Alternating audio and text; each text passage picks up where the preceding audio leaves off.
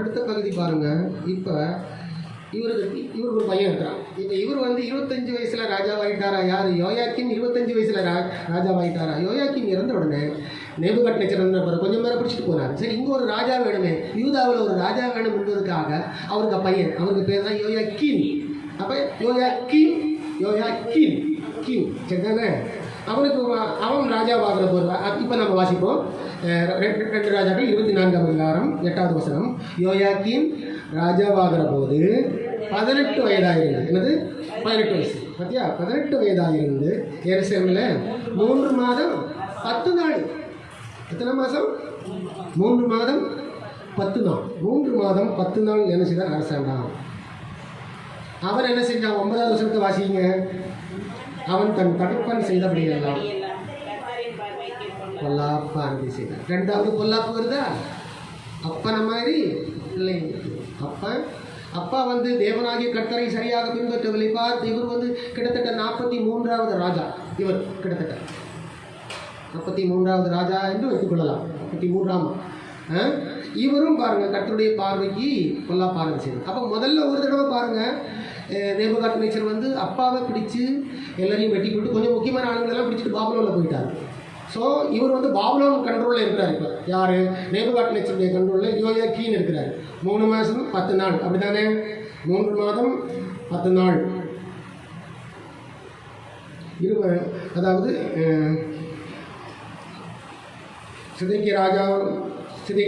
யோயாக்கீம் ராஜாவுக்கு 18 வயதாக இருந்து எருசலேமில் 3 மாதம் அரசாண்டார். 3 மாதம் இன்னொரு 10 நாள் இருக்குது. இதெல்லாம் எவ்வளோ தெளிவாக எழுதியிருக்கலாம் பாருங்கள். ராஜாக்களுடைய புத்தகத்தில் அந்த கிமு 588, 89, 90 காலங்களில் 95, 97 காலங்களில் உள்ளது நமக்கு கரெக்டாக கிடைக்குது பாருங்கள். அப்போ ஒரு ராஜா அவுட்டா? எரேமியாவுடைய வாயால் சொன்ன பிரகாரம் ஒரு ராஜா அவுட்டு. கடைசியில் 3 மாதம் போகிறதுக்கப்புறம் இவன் எகிப்தின் ராஜாவுக்கு சப்போர்ட் பண்ணுறான். நேபுகாத்நேச்சரை கிண்டல் பண்ணான், கேலி பண்ணான், கலகம் பண்ணினான், அப்படி வரும். ஸோ அந்த மாதிரி பண்ணனால நேபுகாத்நேச்சர் மறுபடியும் பார்த்தார். நேராக ரிட்டர்ன் வந்தார். நேராக ரிட்டர்ன் வந்து இவர் என்ன பண்ணிச்சாங்க தெரியுமா? இவரை பிடித்து கொண்டு போய் பாபுலோன் தேசத்தில் சிறை வைத்தார். விலங்கு போட்டு வச்சு உட்கார வச்சார். ஓகேயா? விலங்கு போட்டு எங்கே வச்சார்? உட்கார வச்சார். கடைசியில் இவர் பாபுலோனிய சிறையில் எத்தனை வருஷம் இருந்தார் தெரியுமா? தெரியுமா?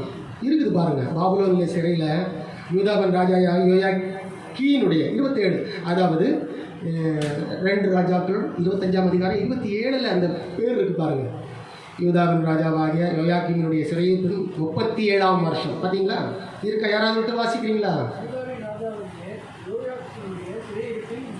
37வது வருஷம் 12ஆம் மாதம் எவில் மொராடாக் என்று பேர் அவனுக்கு.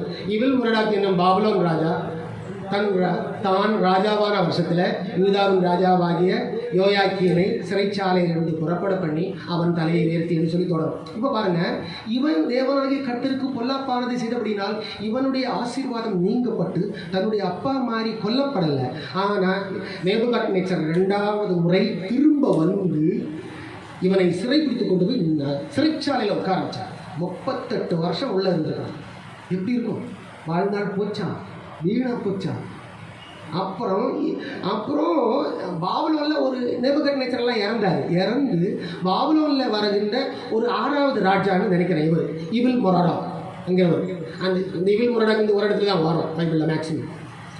இவில் மொராடாக்குடைய காலத்தில் அவனை விடுதலை பண்ணி, சரி இவன் ராஜாவாச்சு விடுதலை பண்ணி ராஜாவோடு கூட அமர பண்ணி அவனுக்கு அந்த கடைசி காலத்தில் அவனுக்கு கொஞ்சம் 18 ஒரு 38 கணக்கு போடுங்க. அவனுக்கு எத்தனை வயசு அப்போ ஆச்சுன்னு சொல்லி 18 வயசில் ராஜாவானா. 3 மாதம் தான் ராஜாவாக இருந்தான். ஓகேயா? நல்லா கவனிச்சுக்கிடுங்க. இவன் அவ்வளோ நாள் அங்கே இருந்து கடைசியில் சாகிற வரைக்கும் அவனுக்கு சாப்பாடு போட்டாங்க. ஓகேயா? இப்படி யோயாக்கீம் பொல்லாப்பானதை செய்தார். எருசலேம் கர்த்தருடைய பார்வையில் இருக்குது. எருசலேமை இடிக்கணும்னு கர்த்தர் முடிவு பண்ணிட்டார். எருசலேமை இடித்து தள்ள வேண்டும், தேவாலயத்தை இடிக்க வேண்டும், யூதர்களை பாபுலோனுக்கு கொண்டு போகணும். யாருமே ஆண்டவரை சரியாக நம்பவில்லை. அதனால் கர்த்தர் அதை முடிவு பண்ணிட்டார். கடைசியில் 2ஆம் முறை இப்போ நேபுகாத்நேச்சர் எத்தனை தடவை வந்திருக்கிறாரு? முதல்ல யாரை பிடிக்கிறதுக்கு வந்தார்? அப்பாவை பிடிக்கிறதுக்கு வந்தார். இப்போ 2வது மகனை பிடிக்கிறதுக்கு வந்தார். மகனை பிடிக்கிறதுக்கு வந்துட்டு திரும்ப போகும்போது யாரை நியமனம் பண்ணுறாரு தெரியுமா? இந்த யோயாக்கியினுடைய சித்தப்பா ஒருத்தன் இருக்கிறான், மத்தன்னியாங்கிற பேர். அவனுக்கு பேர் என்ன பேர்? மத்தன்னியா. மத்தன்னியா என்கிறவனுக்கு சிதேக்கியா என்கிற ஒரு பெயரை வைத்து இனிமேல் நீ ராஜாவாயிரு என்று சொல்லி அவனை வைத்து விட்டு யோயாக்கினை பிடிச்சிட்டு என்ன பண்ணார்? பாபிலோன் தேசத்தில் நேபுகாத்நேச்சர் கடந்து சென்றார். இப்போ சொல்லுங்க, கர்த்தருடைய ஒரு திட்டத்துக்காக இஸ்ரவேலில் ஆப்போசிட் ராஜாவை ஆண்டவர் பயன்படுத்துகிறாரா இல்லையா? நல்ல விஷயத்துக்காக யூதர்களை கர்த்தர் பயன்படுத்தினார்.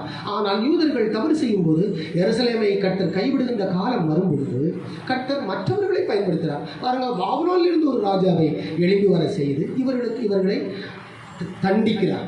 இப்போ 2ஆம் முறை வரும்போதும் அவன் தேவாலயத்தில் இருக்கிற கிண்ணங்கள், பொற்கிண்ணங்கள், பொற்பாத்திரங்கள் எல்லாத்தையும் கொஞ்சம் அள்ளிட்டு போயிட்டான். 2வது முதல்ல வரும்போது கொஞ்சம் ஆளுங்களையும் கொஞ்சம் ராஜ அரண்மனையில் இருந்த பொருட்களும் தேவாலயத்தில் இருந்த பொருட்கள் யாருமே அங்கே இல்லை. அவங்க அதாவது நேபுகாத்நேச்சரை தடுக்கிறதுக்கு யாருமே இல்லை. ஏன்னா நேபுகாத்நேச்சரோட தான் ஆண்டவர் இருக்கிறார்.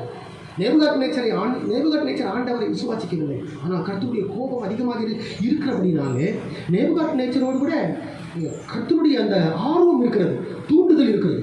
அதனால ஜெருசலேமில் நேபுகாத்நேச்சரை தடுக்கிறதுக்கு யூதர்களால் முடியவில்லை. ஜெருசலேமை கர்த்தர் கைவிட்டார். ஆமென்.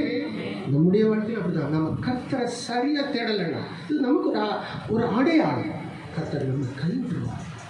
நமக்கு பெரிய பிரச்சனை. கர்த்தருடைய பலம். கர்த்தர் நமக்கு அரணான கோட்டை என்று பைபிள் சொல்லுவோம். ஆபத்து காலத்தில் அரணான கோட்டை தம்மை நம்புகிறவர்களை அறிந்திருக்கிறார்.